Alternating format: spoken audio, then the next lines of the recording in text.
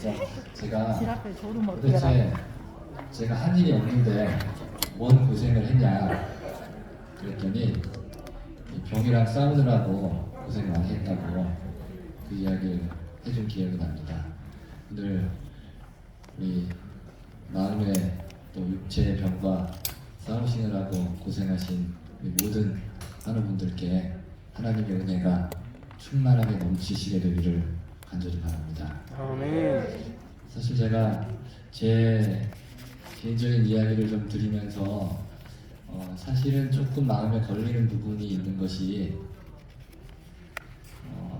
서로가 상대방의 그 얼마나 힘들었는지를 잘 모르잖아요.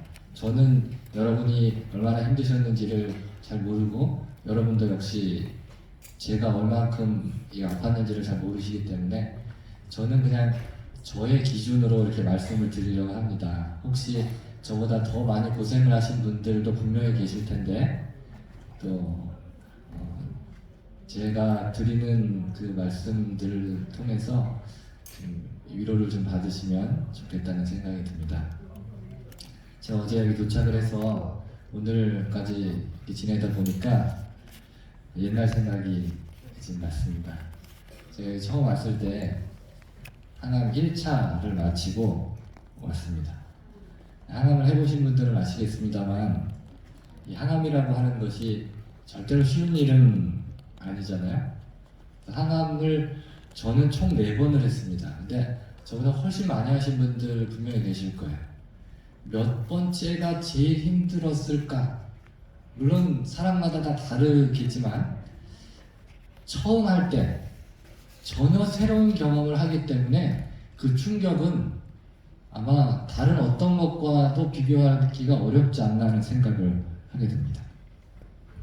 제가 진단을 받기 이틀 전에만 해도 학교에서 학생들을 가르치고 물론 컨디션은 좀 안 좋았지만 그래도 정상적인 그 일과들을 소화하고 있었는데 진단을 딱 받고 당신은 백혈병 환자입니다.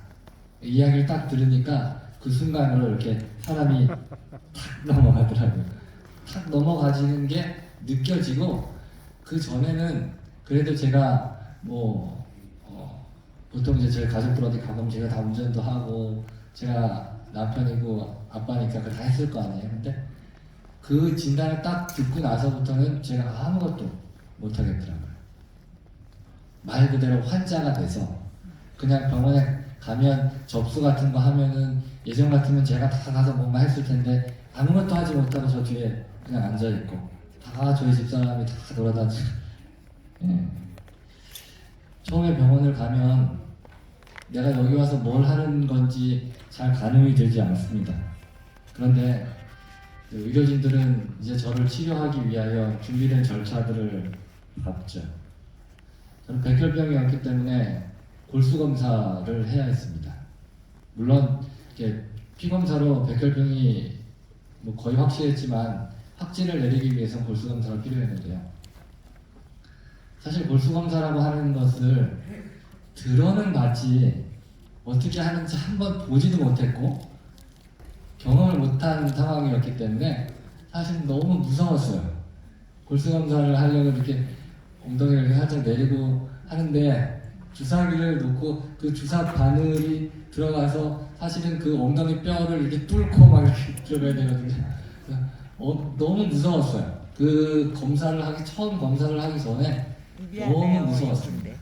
근데 그 골수 검사를 하고 또 이제 항암제를 넣기 위해서 이 오른쪽에 이제 히크만을 꼽는 시술을 하는데 여기 이제 부분 마취를 분명히 했을 텐데 이분이 거의 제 위에 올라가서 막 이렇게 쑤셔대는데 와 정말 정신을 차릴 수 없을 만큼 막 정말 이를 악물고 그걸 참았습니다. 신음소리가 나오는데 참았어요. 근데 막상 항암제가 들어가니까 정말 딴 세상이 펼쳐지더라고요. 제가 처음 백혈병이 의심된다고 했을 때 동해에 있을 때 목요일 저녁 때 피검사 했을 때 제 백혈구 수치가 8만 정도 됐습니다. 보통 백혈구 수치가 4천에서 만 정도라고 하는데 8만이면 꽤 높죠. 근데 이제 금요일 새벽에 검사를 했을 때 12만이었어요. 그리고 그 오후에 가서 검사를 하니까 15만이었고 그 다음날 검사를 하니까 25만까지 올라간 겁니다. 너무 이렇게 천천히가 아니라 너무 급속도로 이제 진행 속도가 빨라가지고 입원을 시키지 않을 수 없는 상황이었죠. 보통 서울의 큰 병원은 입원하려면 기다려야 되지 않습니까? 대기를 해야 되는데 저는 아산병원에 금요일 오후 4시 마지막 진료를 제가 보고 토요일날 안식일날 오후 2시에 입원을 했습니다. 그렇게 미칠 듯이 올라가던 백혈구 수치가 항암제가 딱 들어가고 이틀 만에 100으로 떨어졌어요. 백혈구 수치가 100으로 떨어지고 호중구는 0이었습니다. 말 그대로 0이었어요. 면역이 하나도 없는 거죠. 보통 이 혈액암 병동 6인실 병동은 이렇게 커튼을 닫힙니다. 다른 병동에서 커튼도 쳐놓고 앞에 누가 계신지도 볼 수 있지만 저희는 완전 격리를 시켜요. 그래서 침대 하나, 간이 침대 하나. 딱 그 사이 그거 외에는 아무것도 없을 만큼 완전 격리를 시켜놓고 저는 그때서부터 마스크를 썼습니다. 간호사들이 매일 아침마다 와가지고 마스크를 줘요. 왜냐하면 면역이 하나도 없기 때문에 감기 하나만 걸려도 대단히 심각해지고 그때 제가 폐렴이 걸린 채로 왔었기 때문에 항생제를 막 집어넣고 막 하는 이런 일들을 필요했어요. 그리고 항암제가 들어가고 나니까 이 적혈구 수치도 8이 안 되더라고요. 저희 병원에서는 8이 기준 정도 됐던 것 같아요. 8이 안 되면 항상 수혈을 했습니다. 혈소판 수혈도 했고요. 제가 수혈을 정말 셀 수 없을 만큼 많이 받았습니다. 100번은 넘었던 것 같고요. 하여튼 엄청 많이 받았어요. 하루에 빨간 피 2개, 노란 피 2개 이렇게 받은 날도 있었고 수혈이 없는 날은 그나마 되게 운이 좋은 날이었어요. 수혈 받으면 저는 되게 힘들더라고요. 특별히 빨간 피가 들어가는 날은 그 피가 들어가는 것 자체가 되게 힘들고 막 무거웠습니다. 몸이. 근데 이렇게 수치들이 다 떨어지고 나니까 몸이 정말 힘들었어요. 그래서 어떤 항암이 힘들지 않을까 뭐 않겠습니까? 그러나 제가 1차 항암을 할 때 24/7 항암제를 맞았습니다. 24시간 일주일 내내 2가지 항암제가 끊임없이 들어갔어요. 항암제를 맞고 이틀 만에 부작용이 생겼는데 머리 빠지는 건 그 부작용으로 치지 않죠. 왜? 머리 빠진다고 아픈 건 아니잖아요. 그래서 머리 빠지는 건 부작용 아니고 온 몸이 정말 새까맣게 타는 것처럼 얼굴도 새까매지고 온 몸에 울긋불긋한 반점이 생겼어요. 구토가 너무 심해서 밥을 먹을 수 없었고요. 영양제, 수액, 항생제, 거기다 수혈, 많이 걸린 날은 6개, 7개씩 위에 병이 걸려 있었어요. 그러다 보니까 몸무게가 8kg가 늘었습니다. 살이 찐 게 아니죠. 예, 말 그대로 몸이 땡땡 부은 거예요. 발이 땡땡 부어가지고 걷지를 못하겠더라고요. 아파가지고. 근데 이 몸에 이렇게 물이 많아지면 심장에 문제가 생길 수도 있다고 물이 들어간 만큼 내보내야 된다고. 그게 안 되니까 병원에서 이뇨제를 주더라고요. 이뇨제를 맞고 이 소변을 계속 보고 또 그걸 얼마 받는지 몇 시에 몇 미리 받는지 그걸 적어내고 이 하는 과정들이 정말 쉬운 일들이 아니었습니다. 혈액암의 경우는 한 달 입원하고 한 달 쉬는 사이클을 반복합니다. 그냥 정상적인 그 항암이라면요. 근데 저는 상황이 좀 안 좋아서 1차 항암 때 7주를 입원을 했었습니다. 그리고 그 중에 3주 동안을 1인실에서 격리를 했어요. 거기 수간호사님 이야기로는 이 항암에 대한 부작용이 이렇게 한꺼번에 오는 사람은 거의 못 봤다고 할 만큼 부작용이 많았습니다. 폐에 물이 차서 주사로 이 등을 이렇게 뒷땅을 찌르기도 했고요. 산소 포화도가 떨어져가지고 세수하기가 힘들 만큼, 세수하려면 잠깐 숨을 참아야 되는데 그동안 숨을 참지 못해서 쓰러질 것 같은, 그래서 콧줄을 끼고 한참 또 살아냈습니다. 눈에 있는 혈관이 터져가지고 오른쪽은 거의 보이질 않았었고 왼쪽만 사물을 조금 구분할 수 있었습니다. 물도 삼킬 수 없을 만큼 목이 붓기도 했었고요. 원인을 알 수 없는 고열 때문에 결국에는 스테로이드 치료를 받아야 했습니다. 정말 몸이 안에 있는 장기들은 다 망가지는 것 같은, 그렇게 7주를 병원에 있다 보니 빨리 나가고 싶은 거예요. 이제 어디로든지 빨리 가고 싶은데 어디를 가야 될지를 모르겠는 거죠. 왜냐하면 그때 제 면역력이 호중구 수치가 1000 언저리였기 때문에 집에를 갈 수도 없고 아는 요양원들이 있었지만 요양원에 가는 것도 불안한 것입니다. 그래서 의료진이 있고 좀 쉴 수 있는 곳을 찾다가 결국 이곳을 선택했습니다. 아마 제가 투병 생활을 하는 중에 제일 잘한 선택이 몇 가지 있다면 그 중에 첫 번째가 여기로 온 게 아니었을까 하는 그런 생각을 합니다. 그래서 처음 여기 왔던 날 밤이 생각이 나요. 제가 어제도 저희 집사람이랑 그 얘기를 잠깐 했었는데요. 7주를 병원에 갇혀서 1인실에 갇혀서 나가지도 못하고 아무도 못 들어오고 그렇게 갇혀있다 보니까 여기 왔는데 여름이었거든요. 7월 21일 여름이어서 창문을 잠깐 열어놨는데 밖에서 맹꽁인지 개구리인지가 어젯밤에도 막 그 소리가 막 들리니까 시끄럽다는 생각이 드는 게 아니라 와 이제는 살았구나 하는 생각이 들더라고요. 그런 생각이 들면서 이곳에서 한 3개월, 한 3, 4개월 있으면서 제 몸과 마음을 회복할 수 있었습니다. 제가 여기 입원해 있는 동안에 새벽 기도를 한 번도 못 왔어요. 왜냐하면 밤에 잠을 거의 잘 못 자고 거의 한 새벽 한 3시나 4시쯤에 자면 이제 아침에 이제 방송하시는 소리를 듣고 거의 깨고 막 그랬었기 때문에 새벽 기도는 거의 못 왔고 낮에 컨디션이 조금 괜찮을 때 저기 저 뒷자리 제가 앉아있던 저기 앉아서 기도도 하고 생각도 하고 나는 왜 아플까? 나는 다시 목회로 돌아갈 수 있을까?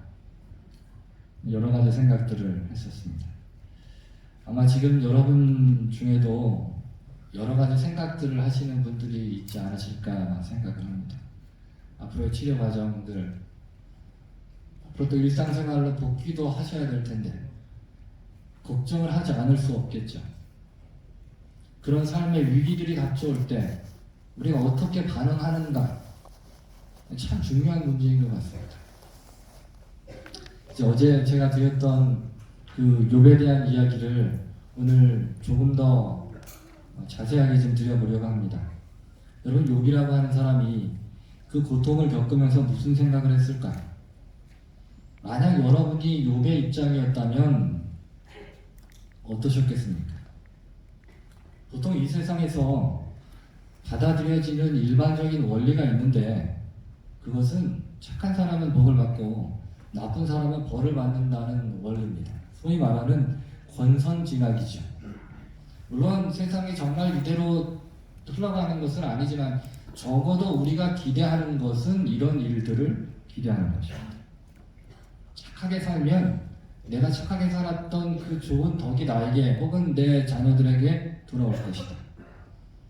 나쁜 일을 하면 언젠가는 그의 죄값을 치를 것이다 라고 생각을 합니다. 그들은 욥은 어땠나요? 어제 말씀드린 것처럼 욥은 절대 나쁜 사람이 아니었습니다. 하나님도 인정하실 만한 의인이었어요. 만약 우리가 욥처럼 살았다면 하나님께 뭘 기대했을까요? 여러분 만약에 우리가 그 자리에 있었다면 하나님이 다른 사람은 그렇게 하셔도 나는 좀 다르게 대우해 주기를 바라지 않았을까요? 이것이 보통 사람들이 하나님께 대하여 가지고 있는 기대입니다. 혹시 이 중에 교회를 오래 다니신 분들, 신앙을 열심히 하셨던 분들이 계시다면 그런 생각을 하실지도 몰라요. 내가 열심히 교회도 다니고 열심히 봉사도 하고 헌금도 드리고 그렇게 했는데 그러면 하나님이 나를 잘 지켜주셔야지. 날 건강하게 해주셔야지. 욥기 1장에 보면 이런 이야기가 나옵니다. 어느 날 사단이 하나님 앞에 나타납니다. 좀 읽어주시면 감사하겠습니다. 여호와께서 사단에게 이르시되 내가 내 종 욥을 주의하여 보았느냐. 그와 같이 온전하고 정직하여 하나님을 경외하며 악에서 떠난 자는 세상에 없느니라. 여러분, 욥은 이런 사람이었습니다. 하나님이 인정해 주시는 사람이었어요. 하나님이 이는 내 백성이라고, 욥이야말로 이 세상의 대표라고 그렇게 해주실 만한 사람이었어요. 그러자 사단이 9절에 이렇게 이야기합니다. 사탄이 여호와께 대답하여 이르되 욥이 어찌 까닭없이 하나님을 경외하리이까. 여러분, 이게 무슨 말입니까? 욥이 하나님을 괜히 잘 섬기는 줄 아십니까? 욥이 하나님을 잘 섬기는 데는 이유가 있습니다. 여러분, 사단이 말하는 그 이유가 무엇일까요? 주께서 그와 그의 집과 그의 모든 소유물을 울타리로 두르신 때문이 아니니까. 주께서 그의 손으로 한 발을 복되게 하사 그의 소유물이 땅에 넘치게 하셨음이니이다. 여러분, 한마디로 하면 하나님이 복 주시니까 하나님 섬기는 겁니다. 이게 사단의 주장이죠. 복 받으려고 하나님 섬기는 겁니다. 여러분, 우리는 이런 주장을 기복신앙이라고 부릅니다. 이것은 복 받기를 바라고 하나님을 믿는 거죠. 세상 대부분의 종교들은 기복신앙을 기초로 합니다. 그래서 많은 사람들이 덕을 쌓아야 한다고 말합니다.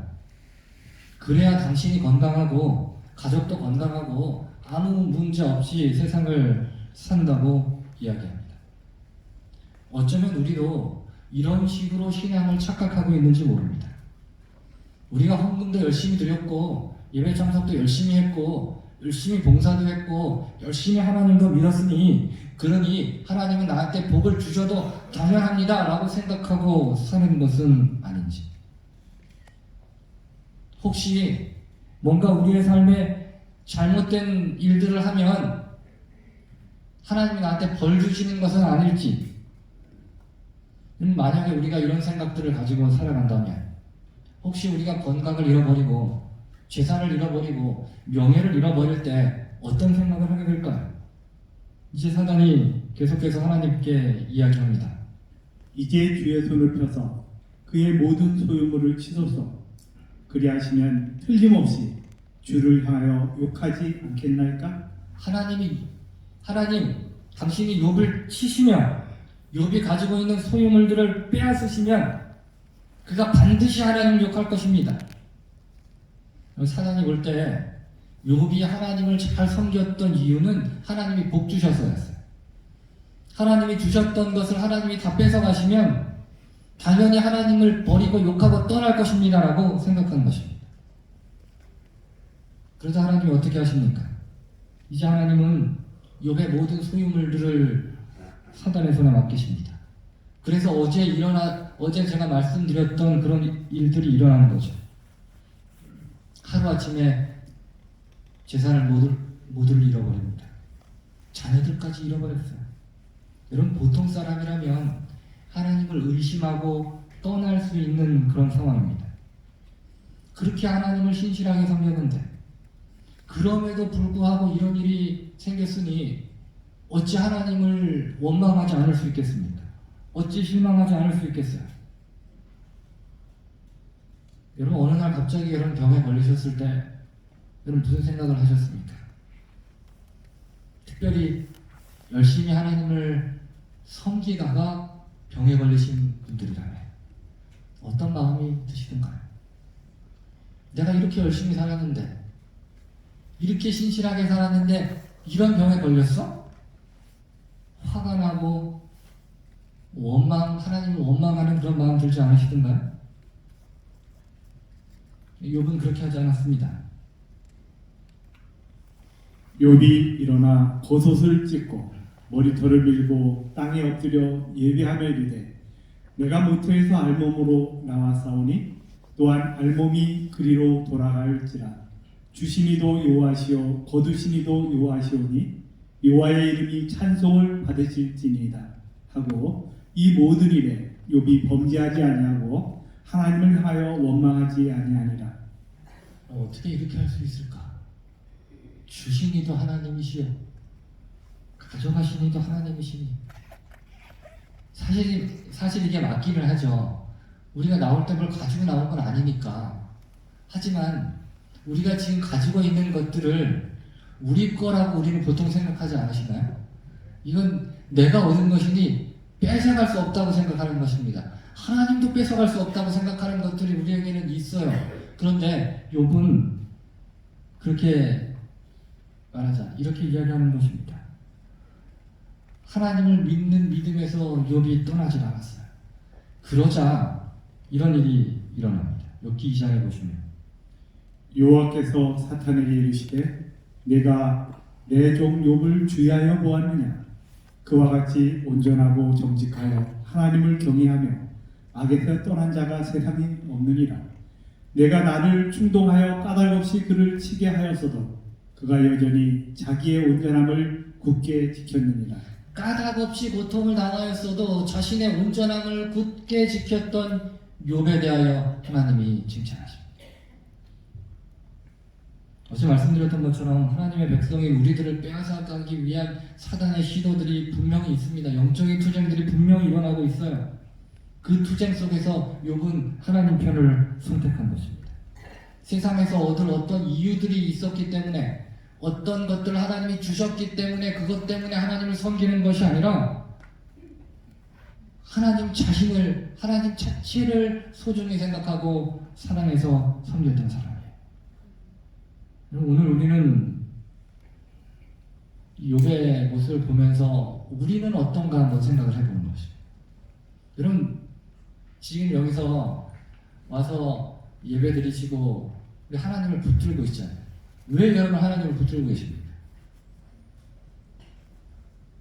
그래야 고침을 받는다고 하니까?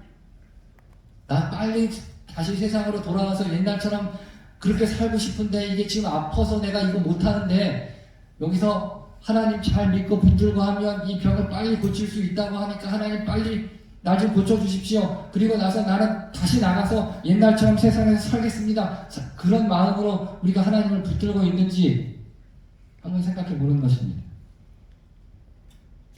여러분 하나님이 우리의 병 고침을 위한 수단으로서 우리가 하나님을 붙들고 있는 것은 아닌지 우리가 진지하게 한번 생각을 해볼 필요가 있어요.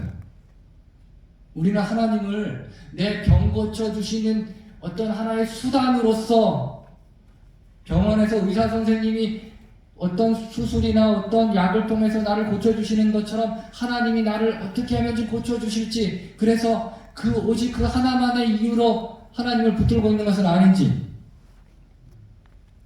여러분 하나님이 우리의 수단이 될 것이 아니라 하나님은 우리의 목적 그 자체가 되셔야 합니다. 그래야 우리가 실망하지 않아요. 우리가 어떤 일들이 있더라도 실망하지 않을 수 있는 것은 하나님이 내가 지금 하나님을 붙들고 기도하고 간절히 예배드리는 이유는 하나님이 내 병을 고쳐주실 것이라고 믿기 때문에 그렇게 한다. 만약에 그렇게 생각하시면 실망할 일들도 생길 수 있습니다. 오랫동안 고쳐지지 않고 아플 수도 있고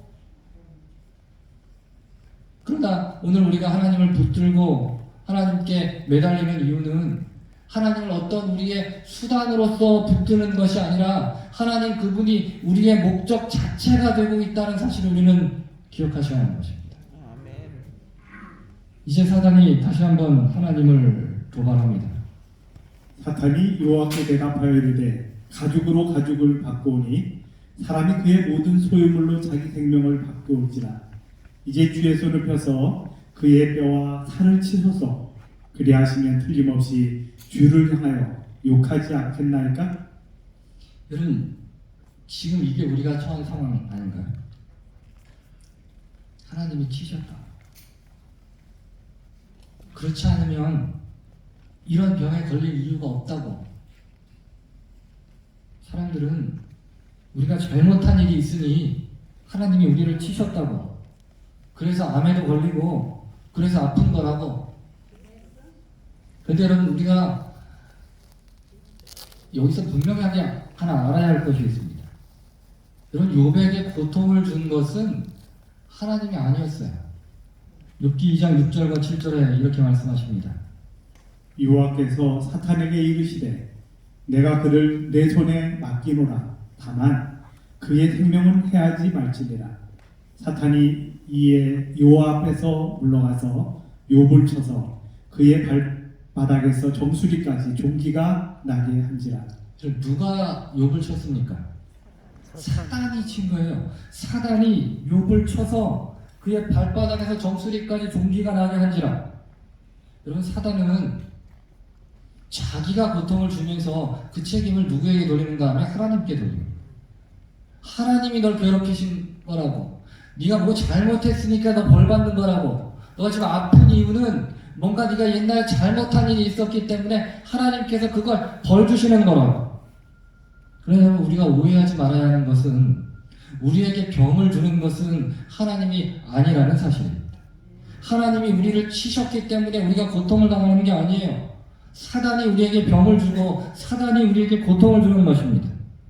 혹시 우리 주변에 우리에게 그렇게 이야기하는 분들이 있다면 그분은 뭔가 잘 모르는 분들, 어떤 사실에 대해서 잘 모르는 사람이 하는 이야기를 듣고 우리가 그것 때문에 실망하고 낙심할 필요가 없는 것입니다.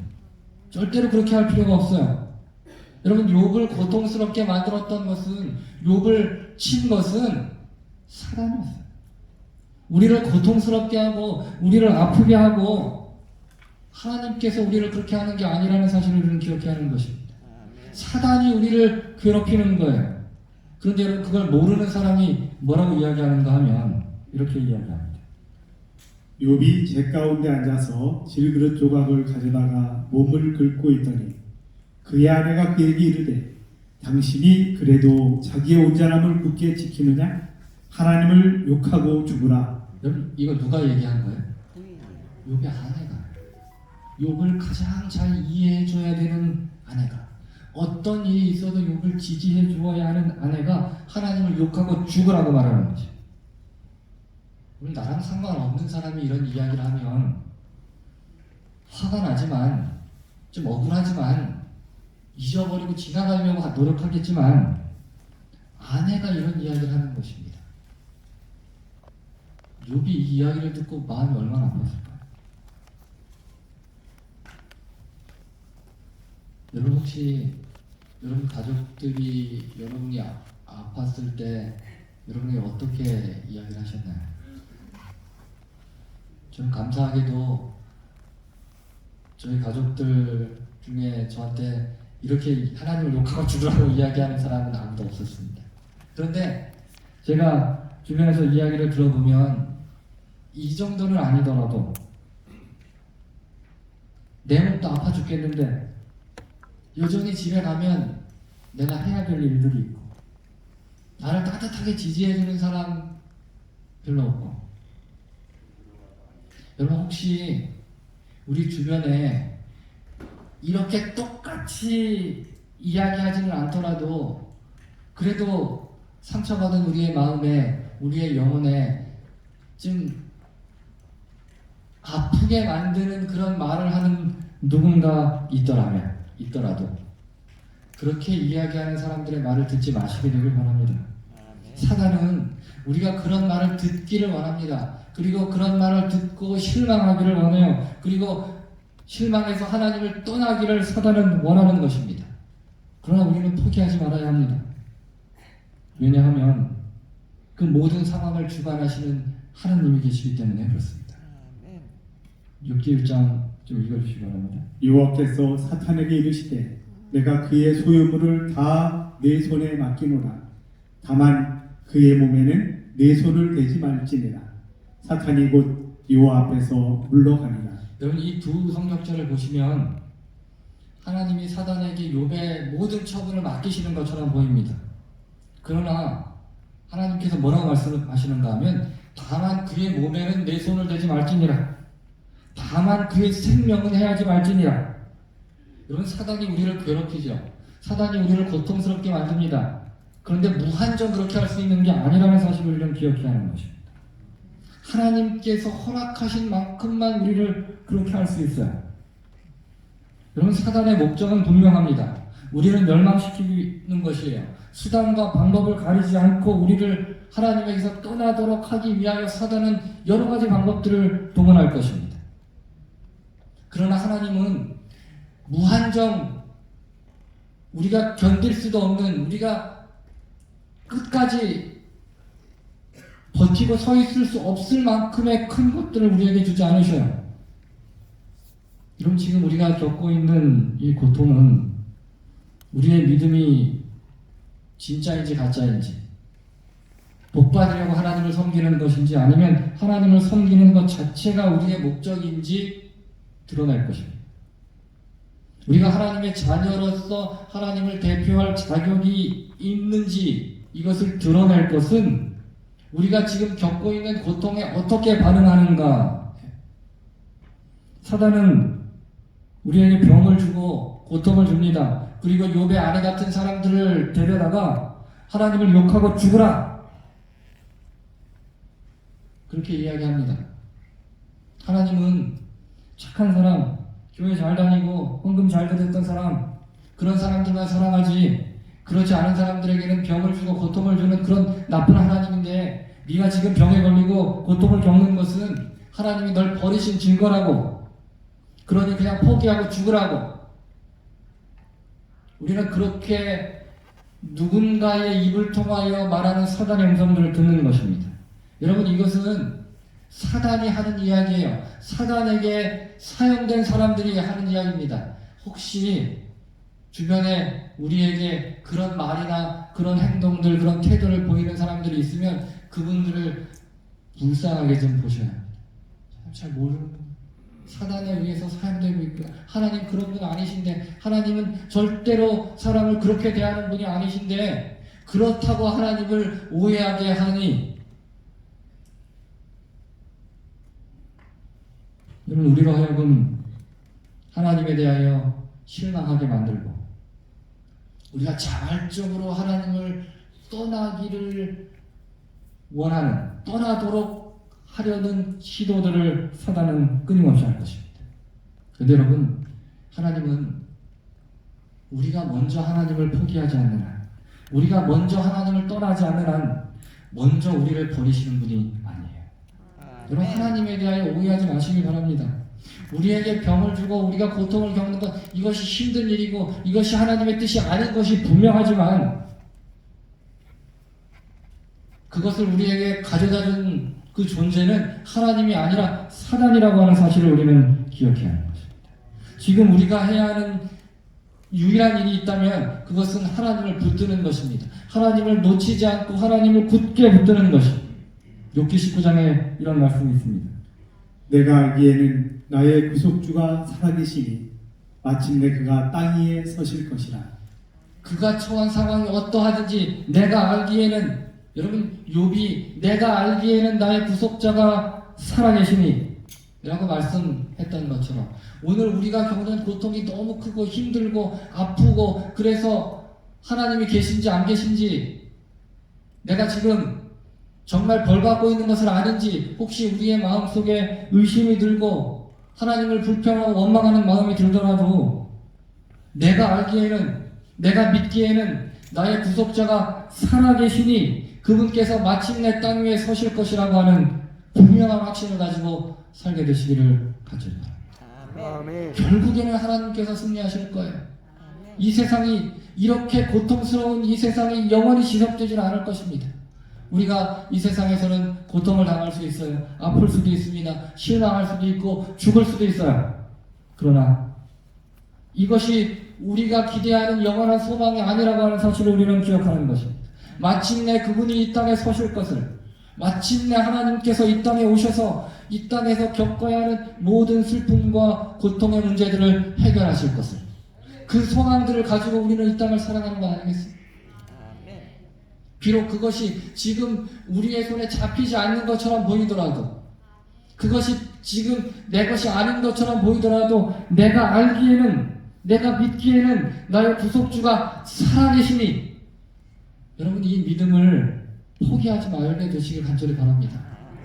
사단은 가진 방법을 사용할 거예요. 여러분이 가장 가까운 사람, 여러분을 가장 아꼈던 사람들, 혹 그분들을 통하여 여러분을 낙심시킬 수도 있을 것입니다. 다양한 방법들을 사단은 사용할 거예요. 어떻게 하면 이를 낙심시켜서 하나님을 믿는 믿음에서 떠나게 만들 것인가? 이것이 오늘 여러분을 두고 사단이 고민하고 지금 하고 있는 일들이에요. 그런데 여러분, 이 일들을 여러분 혼자서 그 싸움을 통과하는 것이 아님을 기억하시게 되길 바랍니다. 욥이 혼자 버려져 있지 않았어요. 그 욥 옆에 하나님이 계셨습니다. 욥을 붙드셨던 하나님, 욥을 일으키셨던 하나님, 욥을 다시 구원하셨던 그 하나님.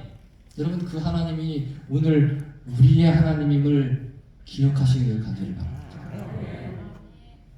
혹 우리의 삶 속에서 욥처럼 이런 고통을 겪는 시간들이 있더라도, 혹 지금 아파서 밤잠을 못 자고 간신히 잠에 드는 그런 분들이 혹시 계시더라도, 하나님은